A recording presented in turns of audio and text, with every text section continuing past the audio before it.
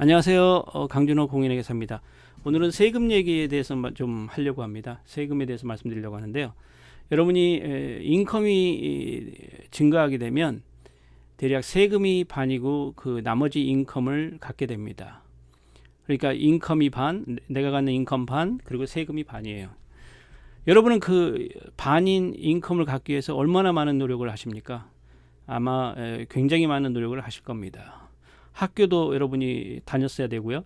그리고 매일 직장에 나가서 매일 수고를 해야 됩니다. 그 반인 소득을 얻기 위해서요. 그런데 참 희한한 거는 그 반인 세금을 줄이기 위해서 큰 노력을 하지 않는다는 겁니다. 대부분의 분들은 그 반인 세금을 줄이려고 하보다는 당연히 반의 세금을 내는 거라고 생각하시는 분들이 많아요. 특히 한국 분들이 그렇습니다. 그런데 그렇지 않습니다. 세금은 얼마든지 줄일 수 있는 거예요.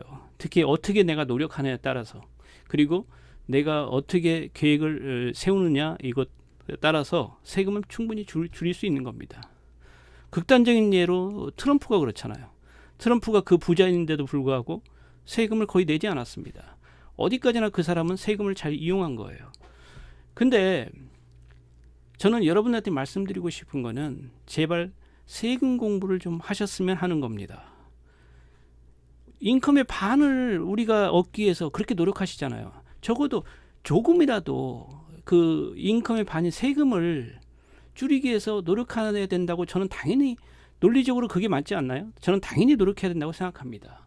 그래서 여러분이 해당되는 세금이 어떤 게 있고, 그리고 그 세금이 뭐며, 그 다음에 여러분이 앞으로 세금을 어떻게 줄일 수 있는가에 대한 노력을 끝없이 해야 됩니다.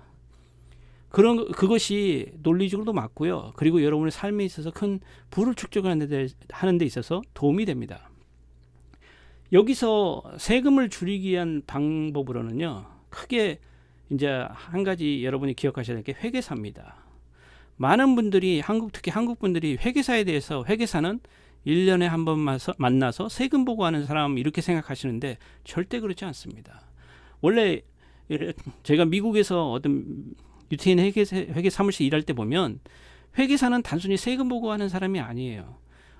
재정 상담을 하는 사람입니다. 그러니까 여러분들이 어떤 월급이 변했다든지 아니면 집을 사게 됐다든지 집을 팔게 된다든지, 그럼 미리 회계사와 먼저 말을 하고 그거를 계획을 짜게 됩니다. 앞으로 내 세금이 어떻게 될 거며 세금 계획을 짜게 돼요. 그런데 이 한국 분들은 되게 그런 재정 상황이 변했음에도 불구하고 아무 말이 없다가 세금 보고 하는 날 가져옵니다. 아, 제가 집을 팔았습니다. 제가 월급이 올랐습니다. 라고 말을 하는 분들이 되게 많아요. 그러면 사실 세금에 대한 어떤 줄일 수 있는 방법이 충분히 있음에도 불구하고 줄이지를 못하게 됩니다. 이미 벌어진 사건에 대해서는 계획을 짤 수가 없어요.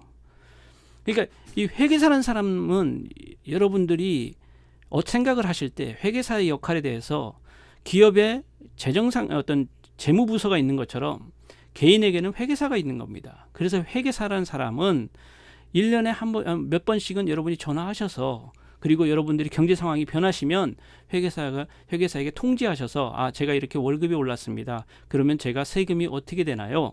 라고 상담할 수 있는 사람이 돼야 됩니다. 그리고 내가 이 세금을 줄일 수 있는 방법은 없습니까? 라고 상담할 수 있는 사람이 회계사가 돼야 되는 겁니다. 그래서 여러분들 말씀드린 것처럼 세법에 대한 공부도 하셔야 되고요. 그리고 회계사와 자주 소통을 하시는 게 굉장히 중요합니다. 또 한 가지 이제 크게 세금을 절세할 수 있는 방법을 하나를 말씀드리고 싶은데요. 월급을 받고 계신 분이라면 저는 여러분들이 부업을 하나 갖는 게 좋다고 생각합니다. 그러니까 자영업을 조그맣게 하세요. 그렇다고 해서 무슨 큰 거창한 사업을 하시라는 건 아니고요. 예를 들면 저를 예를 들면 제가 만약 월급쟁이다. 그러면 제가 또 유튜버잖아요. 그러면 유튜버도 하나의 자영업 아닙니까? 그러면 이 자영업을 하시게 되면, 비즈니스를 하시게 되면 모든 경비를 떨 수가 있어요. 그거를 비용으로 처리할 수 있다는 겁니다. 예를 들면 제가 쓰는 전화비, 그것도 비용으로 떨 수 있고요. 제가 유지하는 차량 유지비, 그것도 비용으로 떨 수 있고요. 그리고 렌트비도 비용으로 떨 수 있습니다. 그리고 식대비 이런 것도 비용으로 떨 수 있습니다. 그래서 세금을 줄일 수 있어요.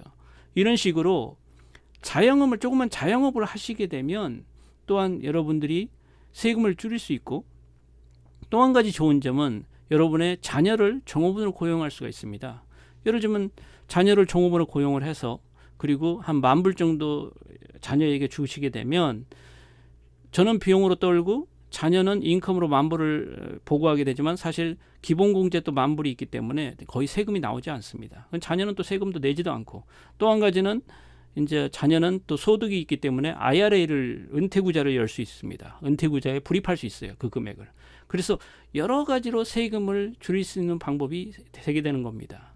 이처럼 여러분이 이제 부를 축적하기 위해서는 돈도 벌어야 되지만 세금에 대한 공부를 많이 하셔야 됩니다. 그래서 앞으로 계속 세금도 공부하시고 또 회계사와 많은 상의를 하시기 바랍니다.